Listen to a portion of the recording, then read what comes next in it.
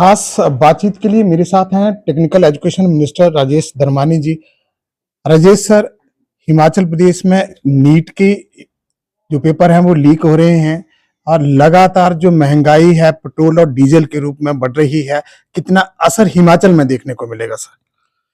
पहले तो मैं बात कहना चाहूँगा कि नीट का पेपर सिर्फ हिमाचल में लीक नहीं हुआ, पूरे इंडिया में लीक हुआ और 23 लाख बच्चे इससे प्रभावित हुए।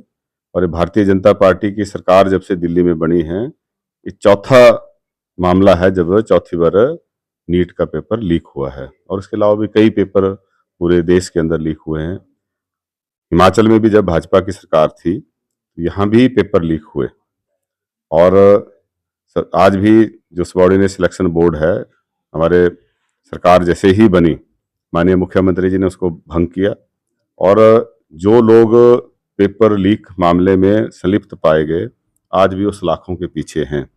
ऐसी ही कार्रवाई अगर भारत सरकार ने भी की होती, नीट का पेपर जब लीक हुआ, तो शायद बार बार बच्चों को इस परेशानी का सामना ना करना पड़ता। आप सोच नहीं सकते जितनी मेहनत बच्चे नीट के एग्ज़ाम के लिए करते हैं और 15 पर 18 20 घंटे तक बच्चे पढ़ते हैं। उसके बाद जब ऐसी घटना होती है तो इससे बड़ी चीटिंग, इससे बड़ा धोखा बच्चों के साथ और कुछ नहीं हो सकता। कोई भी देश तब तक आगे नहीं बढ़ता जब तक हम मेरिट को सम्मान ना दें, मेरिटोरियस बच्चों को आगे ना लाएं। जो जिस पोजीशन के लिए डिजर्व करता है, उसकी जगह अगर हम उसको इग्नोर करेंगे और जुगाड़बाजी के जरिए जो आगे बढ़ते हैं, उससे देश का नुकसान होता है।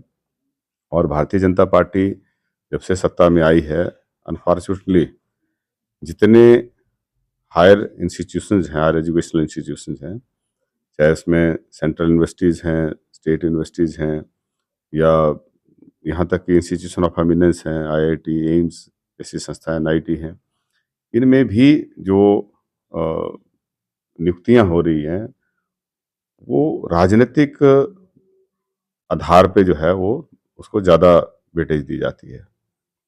और हम देखते हैं कि कई ऐसी शिकायतें मिलती हैं कि जो मैंडेटरी क्वालिफिकेशन जिनके पास नहीं है, रिक्वायर्ड एक्सपीरियंस नहीं है, उनको भी जो है यूनिवर्सिटीज़ के अंदर जो है नियुक्ति दे दी गई, सिर्फ इसलिए क्योंकि वो इनकी विचारधारा से संबंध रखते हैं। तो अब हायर एजुकेशन इंस्टीट्यूशंस में नियुक्तियों का आधार अगर मेरिट ना हो, बल्कि अ, आधार ये बन जाए कि ये सत्ता पार्टी, भारतीय जनता पार्टी इस गठन के साथ कौन जुड़ा है, उनकी विचारधारा के साथ कौन जुड़ा है, उसका आधार पे करेंगे, तो स्वाभाविक है कि उसका असर जो है वो कई पीढ़ियों तक जो है वो देखने को मिलेगा। अरे जी सर, आपके विभाग में भी नियुक्तियों की जो खाका है वो बहुत कम है।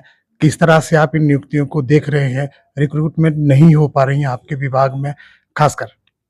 अभी हमने कैबिनेट से जो है मंजूरी दी है और इस बार की जो कैबिनेट हुई उसमें भी हमने 120 इंस्ट्रक्टर जो है उनकी अप्रूवल दी है, जो आईटीआई में लगेंगे। पॉलिटेक्निक में भी लगभग 60 के करीब उसमें भी नियुक्तियां होंगी। और इससे पहले 40 प्रोफेसर की नियुक्तियां जो है उसकी अप्रूवल करने की हमने इंजीनियरिंग कॉलेजेस के लिए दी है।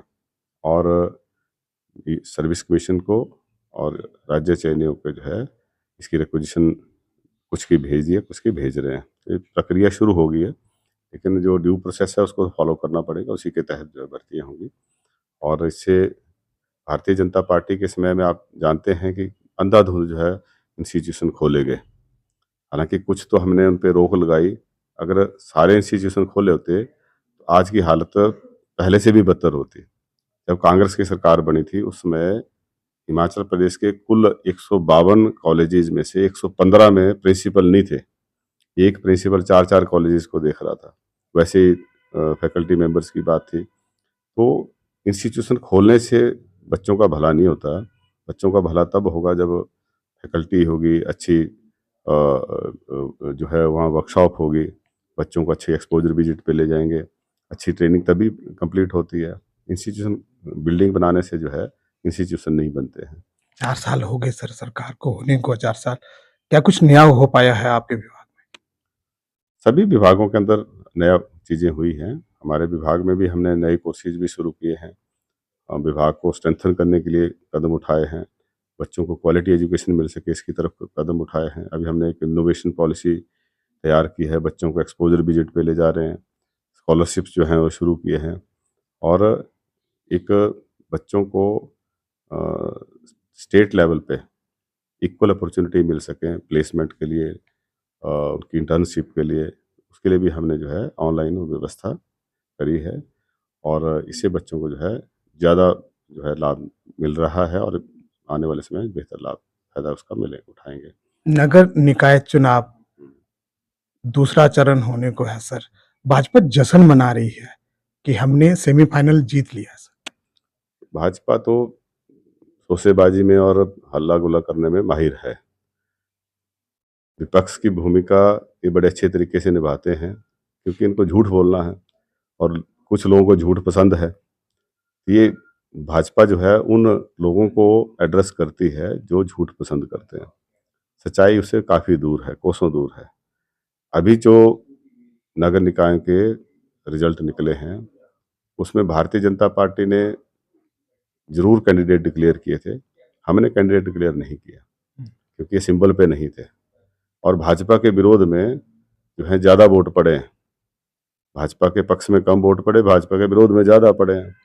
अभी नगर निगमों का जो है रिजल्ट निकलेंगे जो सिंबल पे थे, वो 31 तारीख को उसका रिजल्ट निकलना है।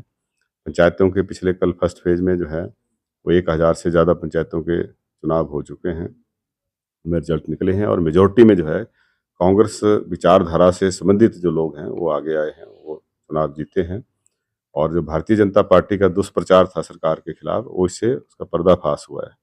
ये सिर्फ भ्रामक प्रचार है, लोग कांग्रेस के साथ हैं।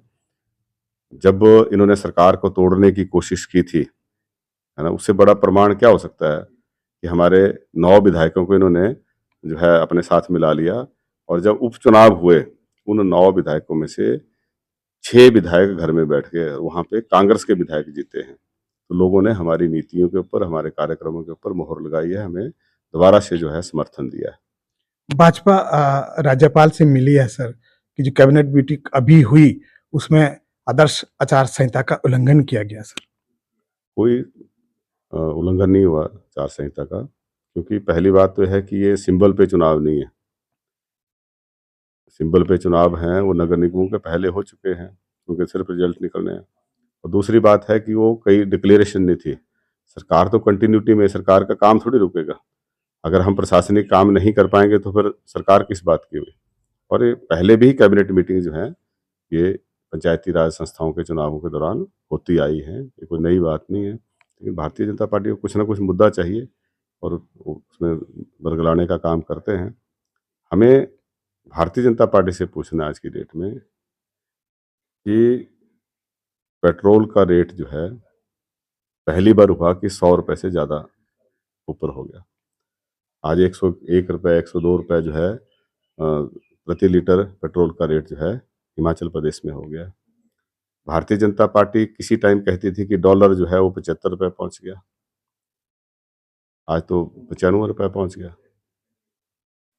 और पेट्रोल डीजल के रेट्स में भी या गैस के रेट में जो अप्रत्याशित बढ़ोतरी इन्होंने की है, इतनी बढ़ोतरी कभी कहीं नहीं हुई। कच्चे तेल का मूल्य आज की डेट में जो है $110 प्रति बैरल के हिसाब से है। जब कांग्रेस की सरकार थी, डॉक्टर मनमोहन सिंह जी देश के प्रधानमंत्री थे, उस समय कच्चे तेल की अंतर्राष्ट्रीय बाजार में कीमत $140 प्रति बैरल तक थी। लेकिन पेट्रोल का रेट जो था वो 70 रुपये था और डीजल का रेट 67-68 रुपये होता था। कच्चे तेल का रेट तो $30 प्रति बैरल कम है, लेकिन इनका रेट जो है वो ज़्यादा फिक्स कर दिया है। ये जो बड़ी बड़ी कंपनियां हैं इनको मुनाफाखोरी के लिए जो है उनको बढ़ावा दे रहे हैं और आम आदमी के जीवन को जो है वो कष्टदायक बना रहे हैं। जब पेट्रोल डीजल के रेट बढ़े हैं तो इसमें सारी चीज़ों के रेट बढ़ना शुरू हो गए हैं। आज कमर्शियल सिलेंडर का रेट जो है 1000 रुपये सीधा जब बढ़ा दिया, तो जो छोटा मोटा कोई व्यवसाय करता है, चाय की दुकान से लेकर ढाबे का, सबका जो है वो कारोबार जो है उसके ऊपर असर पड़ा है और आम आदमी के जो यूज में आने वाली चीज़ें हैं, खाने पीने की चीज़ें हैं, उसमें भी बढ़ोतरी देखने को मिली है। धन्यवाद सर। नमस्कार।